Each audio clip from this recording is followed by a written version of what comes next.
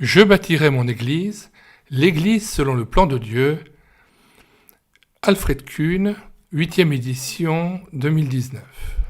Lecture de la 4e de couverture. Une étude biblique. 1380 citations et références bibliques. Une étude historique. 600 auteurs cités. Pères de l'Église, réformateurs, théologiens. Une étude apologétique. 1100 citations du 2e au 20e siècle en faveur de l'Église selon le plan de Dieu. Un instrument de travail.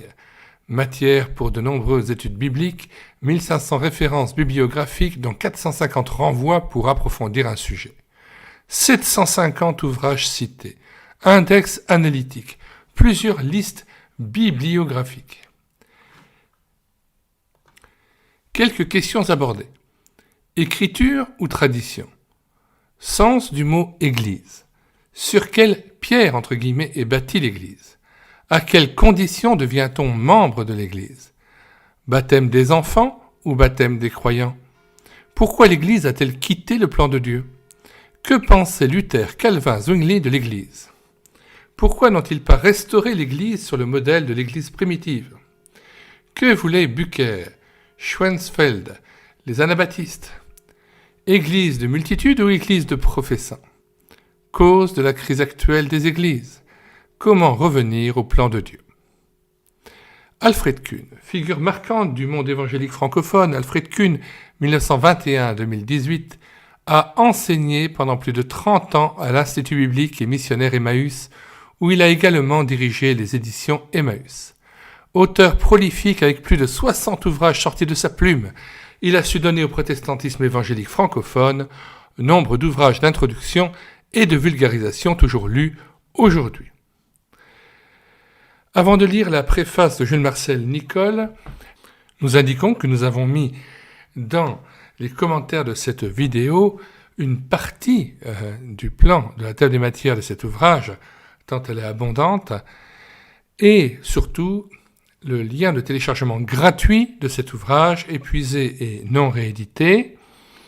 Le téléchargement se fera à partir du site internet médiathèquechrétienne.fr, site que nous avons créé en synergie avec cette chaîne YouTube et l'écouter sa parole, afin d'assurer la réédition numérique des ouvrages chrétiens épuisés et non réédités.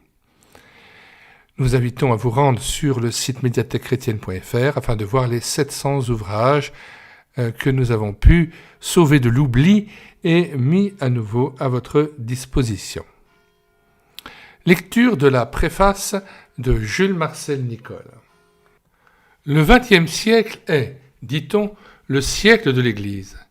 Effectivement, de tous côtés, l'on entend parler de mise à jour, de réforme des structures, de communauté ecclésiale, de renouveau liturgique, d'engagement du laïcat, de dialogue interecclésiastique. Les tâches et la nature de l'Église, sa mission et ses rapports avec le monde sont proposés à la réflexion des chrétiens.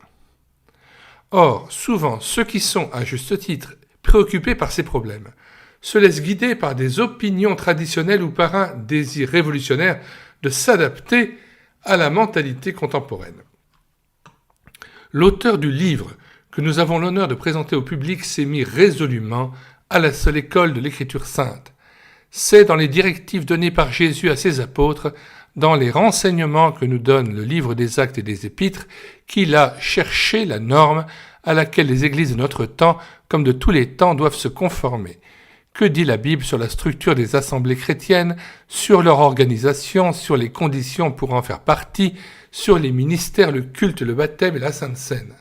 C'est là ce qui compte, c'est-à-dire qu'il faut se tenir.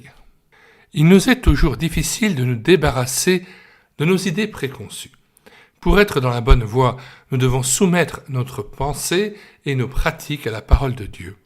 Certains lecteurs ne seront peut-être pas d'accord avec toutes les conclusions de l'auteur, mais il ne saurait nier que celui-ci s'est honnêtement penché sur le message du Nouveau Testament pour le présenter dans toute sa pureté. Il ne l'a d'ailleurs pas fait comme quelqu'un qui répudierait les 20 siècles d'histoire chrétienne. C'est à la Bible seule qu'il s'attache sans réserve, mais il se garde de mépriser ce qu'au cours des âges, les croyants les plus divers ont pu dire, écrire ou faire. Les très nombreuses citations des pères de l'Église, des réformateurs, des théologiens contemporains ne sont pas l'une des moindres richesses de cet ouvrage. Si M. Kuhn se montre résolument partisan du principe des églises de professants, on ne peut l'accuser d'avoir ignoré la position des multitudinistes.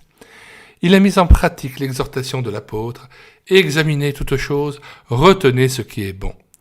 L'abondante bibliographie qui clôt chaque chapitre engage le lecteur à poursuivre personnellement des recherches en consultant les ouvrages les plus divers, en accord ou en opposition avec la pensée du livre.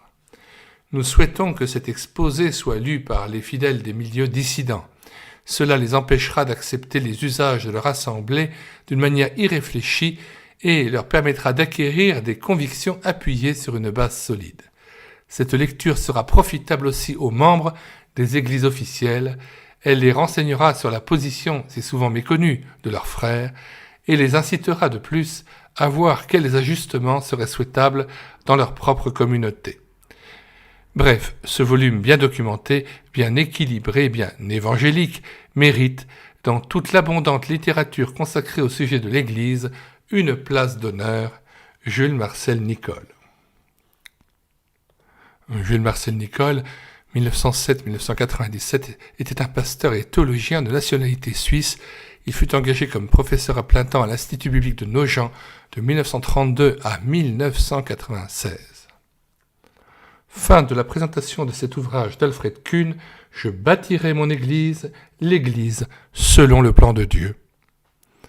Si vous voulez connaître les nouveaux livres que nous présentons sur cette chaîne YouTube après les avoir numérisés et téléversés sur médiathèquechrétienne.fr, eh bien abonnez-vous à cette chaîne YouTube.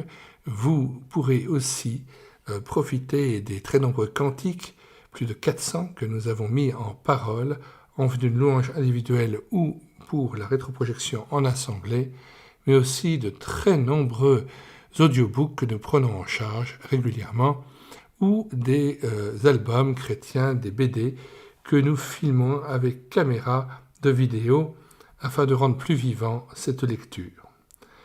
Nous vous disons au revoir et à bientôt.